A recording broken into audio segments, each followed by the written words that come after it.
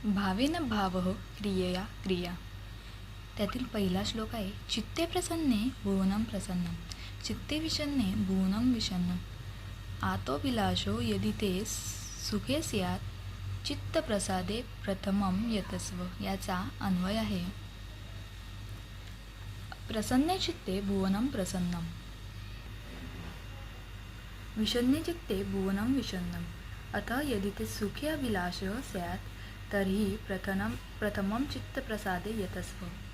म्हणजे प्रसन्न मन असेल तर जग प्रसन्न वाटते, मन दुःखी असेल तर जगही दुःखी वाटते. म्हणून जर सुखाची अभिलाषा इच्छा असेल तर प्रथम मन प्रसन्न ठेवण्याचा प्रयत्न करा. आपले मन जसे असेल तसे सर्व जग आपणास दिसते. आपण आनंदी असू तर जगही आनंदी वाटते, आपण दुःखी असू तर जगही दुःखी दिसते. म्हणून आपणास सुख हवे असेल तर प्रथम मन आनंदी ठेवण्याचा प्रयत्न केला पाहिजे, म्हणजे सर्व जगही आपल्याला आनंदी दिसेल. दुसरा श्लोक आहे, खद्योते द्योद्यते तावत यावन्नो दयते शशी, उदिते तू सहस्रांशो न खोद्यते न चंद्रमा.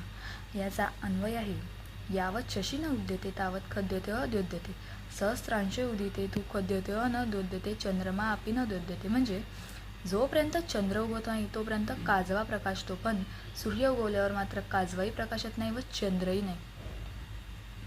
काजव्याचा प्रकाश त्याच्या स्वतःपुरताच असतो आणि जोपर्यंत चंद्र उगवत नाही तोपर्यंत काजवा चमकतो हे दिसते, पण चंद्रप्रकाशात काजव्याचा उजेड लोप पावतो, त्याचा उजेड नष्ट होतो. पण जेव्हा सूर्य उगवतो तेव्हा काजवा व चंद्र दोघेही प्रकाश दिसत नाही. जोपर्यंत आपल्यापेक्षा वरचढ व्यक्ती जन्माला येत नाही तोपर्यंत आपल्या पराक्रमाची टिमकी वाजवावी, पण आपल्यापेक्षा एखादी जर व्यक्ती वरचढ मिळाली तर आपल्याला पराभव पत्करावाच लागतो. जसे सूर्य उगवला की चंद्र व काजवा दोघींचा प्रकाश पडत नाही.